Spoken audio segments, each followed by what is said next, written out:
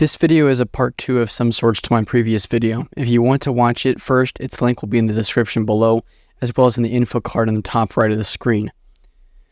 Like many of you, I really enjoyed A Quiet Place Part 1 and 2 when they came out. Both opening scenes had a way of pulling you in and not letting you go until a few hours after the film had ended. The universe of A Quiet Place has a very interesting and unique vibe to it.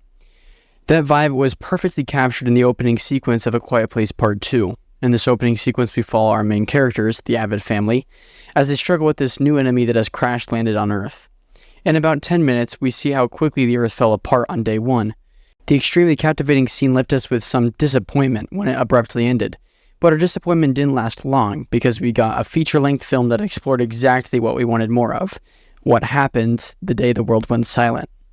Going into the theater, I was expecting this movie to be almost entirely action. Obviously, I was expecting a little bit of drama that we got in the first 2 movies, but overall, I was just expecting a copy-paste format of the first 10 minutes of A Quiet Place Part 2, just on loop for an hour and a half.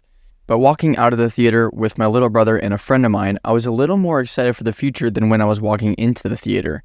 Like I said in my previous video, I'm a little worried about the future of this franchise, and a lot of those worries are still there, but as long as the filmmakers keep coming up with new ways to expand the Angels of Death and tell their stories from new perspectives, I think A Quiet Place will continue to be a success. What I think worked with A Quiet Place Day 1 was something that couldn't have been explored in the first 2 parts.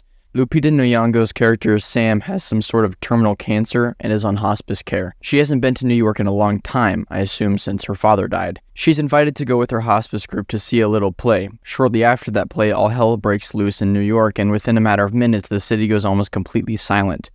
She meets up with this guy named Eric, a British lad played by Joseph Quinn. They stick together till the end of the movie and make it from point A to point B together. It's a relatively simple plot, but it works for what they're trying to pull off. The thing that surprised me the most was how they're able to make the creatures as terrifying as they always have been, while also adding situations and circumstances to further spook the viewer. In A Quiet Place Part 1 and 2, the only thing that is really scary is the creatures, and by some extension, the environment around you that could possibly alert them.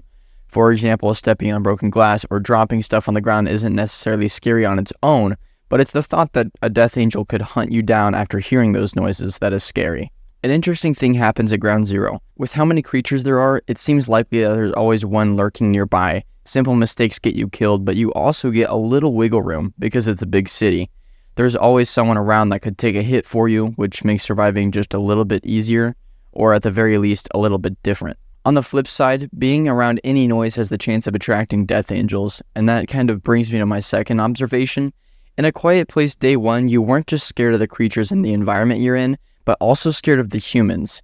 It's a little bit of a spoiler, but a few times throughout the film you can hear helicopters flying overhead, telling people to stay silent, and every time you hear those helicopters fly by, you know a horde of death angels is right behind them, and then you just sit on the edge of your seat and then ride out the fear. As per the norm, A Quiet Place Day 1 nails its apocalyptic atmosphere, and the characters that star in it. This next bit will be heavy spoilers, just skip to the timestamp on screen if you want to avoid them. Alright, you guys all gone? Cool. Sam wasn't wanting to go to the play at the very beginning, but is promised pizza if she goes. Reluctantly, she decides to go, but after the play in the city seems to be reaching a boiling point. The nurse tells Sam that they're not able to go get pizza today, to which she gets frustrated and hops on the bus anyway. With the knowledge that we have, knowing that the world is going to upend itself, it seems a little silly that someone wants pizza so bad, but we later learn that Sam's father would play jazz, and then he would take her to Patsy's Pizza. After she meets Eric, he decides to follow her and get one last slice together. Unfortunately, Patsy's Pizza has been destroyed with no leftover pizza in sight. They end up going to Sam's father's old jazz club, where they have a little heart-to-heart. Eric goes exploring a little bit and finds a different pizza place and writes Patsy's Pizza on the box. After that little sentiment, Sam sends Eric to a ferry that holds people that are fleeing across the water to escape the death angels who can't swim. This is the same group that Reagan meets at the end of Part 2. I think the strongest part about A Quiet Place Day 1 is Sam. It's already an interesting concept seeing a family survive and grow stronger together, but having someone that we already know is going to be passing away soon, and following them as they accept their passing, is such a powerful story to tell. Sam, whether she liked it or not, is going to die of terminal cancer. The reason she was surviving the apocalypse to begin with was to give herself enough time to accept the truth, heal from past trauma, and leave this earth doing one final good deed. I think the writers and directors handled her story beautifully, just like they have in the past with the other two films. I think it really does show that as long as the focus is on people, that this franchise can stay relevant for a very long time. But I just yapped for a few minutes talking about why I liked this film, so why on earth would I say that I'm still worried about the future of this franchise in the title and on the thumbnail? The problem starts like most other franchises. They wrap up the main cast story in a good way, and then for a variety of different reasons, whether it's money, or even more money, studios decide to keep a franchise up and running.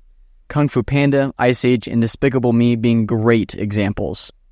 Poe's story from the Kung Fu Panda trilogy touched on 3 different themes: mastery of one's physical image, mental image, and spiritual image. By the end of the 3rd movie, Poe's character arc had reached a satisfying conclusion. But filmmakers felt there was more money that could have been milked out of the franchise, so they greenlit 3 more sequels, one of which I already covered on this channel and you can watch by clicking on the info card. The characters from Ice Age and Despicable Me had satisfying conclusions to their story after the first one, both of which were met with a lot of success and multiple sequels and spin-offs. The point is, A Quiet Place Part 1 and 2 have wrapped up the Abbott's family character arcs, and I'm a little worried that they'll continue past the point of no return in Part 3 and 4. I think there are still countless ways to explore this universe. Day 1 has proof that. Multiple people throughout a variety of interviews have said different locations and scenarios that they would like to see in this quiet world, almost all of which sound awesome and intriguing at the very least. There truly are no words to describe just how unique this world is and the effort that's gone into making it so versatile. I think after watching Day 1, it rekindled a fire that was kept unfueled after Part 2. I am excited for the future of this franchise, as long as they come up with new locations and characters that we learn to care about, as opposed to just focusing on the Abbott family. And that pretty much sums up my thoughts on A Quiet Place Day 1. It was a fairly short video today, but there's no sense in beating a dead horse. I said what I needed to say. And if you haven't seen the movie yet, go watch it and see what you think. Your opinion will always, sometimes, be more important than mine. Next videos are going to be a setup tour, followed by a Deadpool and Wolverine review, so subscribe if you don't want to miss out on that.